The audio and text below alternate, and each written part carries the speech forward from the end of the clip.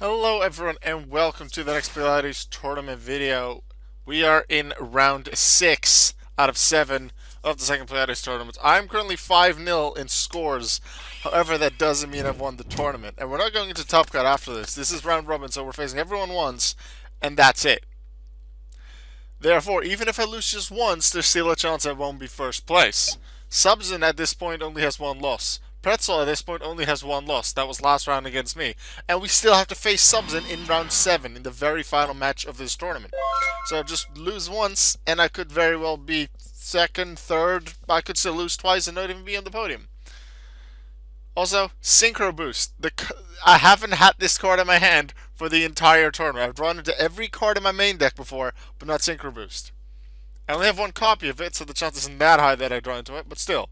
I've dueled a lot so far. This is the first time I've drawn into it, and the reason I've Synchro Boost in there is to combine Vylon Prism plus any other level 4 and make Vylon Alpha.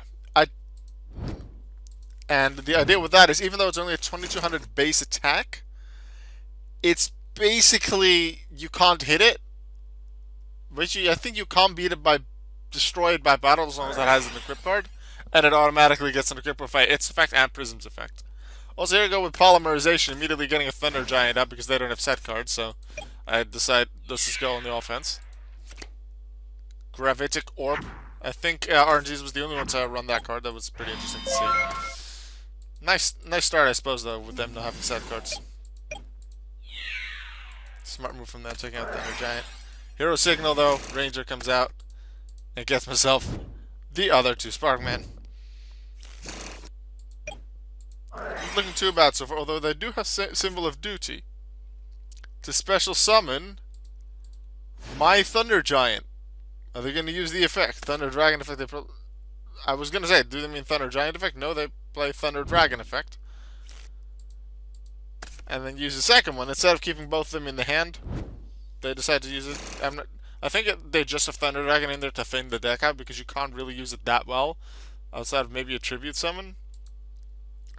Thunder Giant's effects. Now, because they didn't keep the other one in the hand, they don't have one for next turn, but hey, they can still do that. That's Ranger's effects. Gets me Clayman back. I don't have another Polymerization, so I won't be able to summon another Thunder Giant. But if I take a Thunder Giant or Symbols of Duty, I should be okay. And I do have a Smashing Ground in my hand. So, I was hoping to keep that. Not gonna happen, Thunder Giant gone. Anyway, I was talking about something about a minute ago. Oh yeah, Vylon Alpha. I'll have to take a look at it. Can I look in this extra deck? No, of course I can't. I'll have to take a look at Vylon Alpha momentarily. Maybe during siding I'll cut something in where I look at Vylon Alpha to remember his exact effect.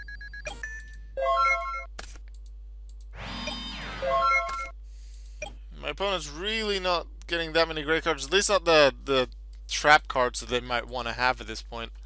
So even though they've made some nice plays with Gravitic Orb and then Shock Trooper, getting my Symbols of Duty into Thunder Giant, I've always been able to keep up the pressure also due to early Rangers to do some fancy things. Alias with some extra attack. This is enough for the level. This is for the attack power in case they have a 2000 defender like Clayman. They have Witch of the Black Force to add Alien Shock Trooper, which I think is the strongest attacker in terms of standard normal summons. But Alias is stronger than them at this point. They do have a set card now. That was what they just drew. So there might be something to look out for. They take on my stronger monster out of Ranger and Sparkman, which makes sense, so that I can't deal as much damage to them.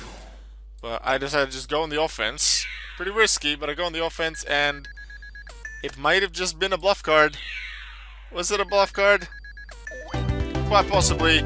We don't know, because we win game 1 without too much trouble. Now let's cut into something else, and I will show you Vylon Alpha. Alright, here we have Vylon Alpha. When it's Synchro Summoned, you can target an equipped spell in your grave and equip that target to this card. Now, I don't have that many equipped spells, however, Vylon Prism, which I'll generally use as the tutor monster for this Synchro Summon, can equip itself to Alpha via its own effect, so that way I'll still have an equip. When this card is equipped with an equip card, Prism, as I just explained, it cannot be destroyed by spell trap effects except for equip cards. Now, there aren't that many equip cards in this card pool, and especially not ones that destroy. So that makes Alpha safe from effect destruction. It isn't completely safe from battle. However, if we look at Violent Prism,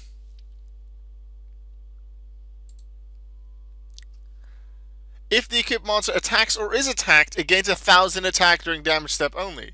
So sure, there's 2200 base, but it can't be destroyed by the card effects as long as Prism is equipped to it. There's barely any spell and trap removal, especially not consistent ways to do it, so Prism can stay on it. And Prism can increase the 2200 attack from Alpha to 3200 attack every time it battles an opposing monster. So yes, it's hard to get out, but once Alpha is out, it can be really hard to deal with. That's why I run Synchro Boost, and that's why I run Alpha. Time to continue with the match.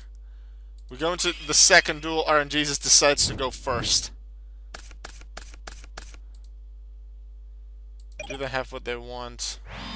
Special monster effects in back row. 1, 2, 3, 4. 4 cards in back row, so... alright. That's kind of scary, considering there's no consistent spell trap removal in this. Sparkman, let's go.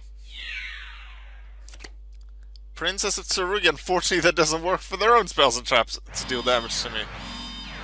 Yeah, that's one of the reasons. I generally always say it in main phase 2 anyway, and Princess of Tsurugi being part of the card pool makes me do that even more, with even more of an intent.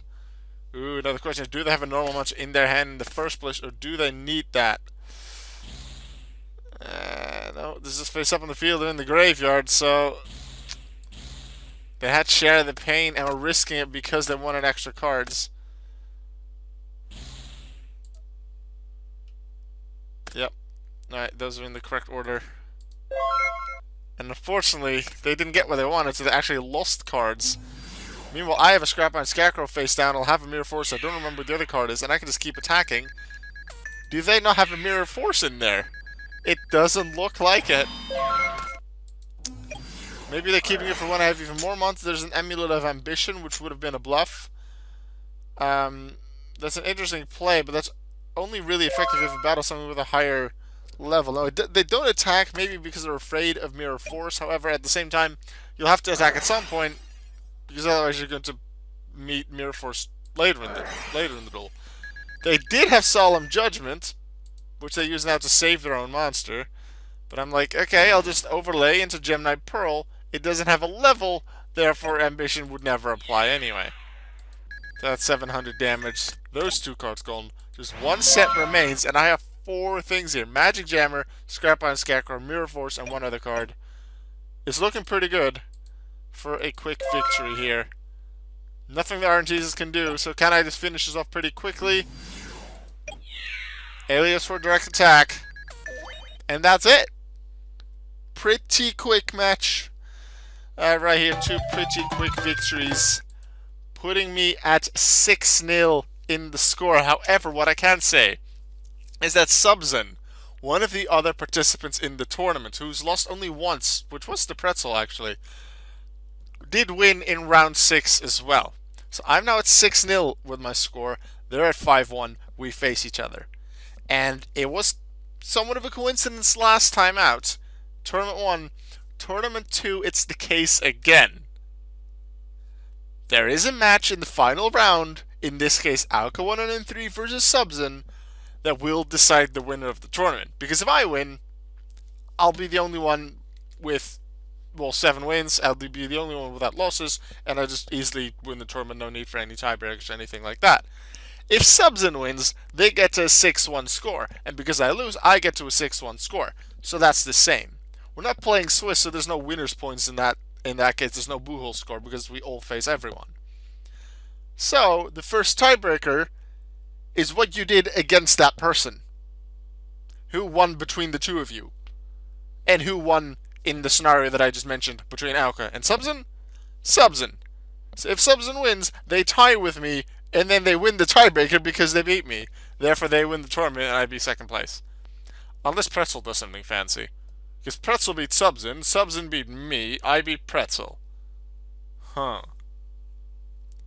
Well, the task for me is still the same no matter what the calculation would be. Just win. If I win the match, I win the tournament. That's going to be my goal. I'll see you with that video tomorrow. Goodbye.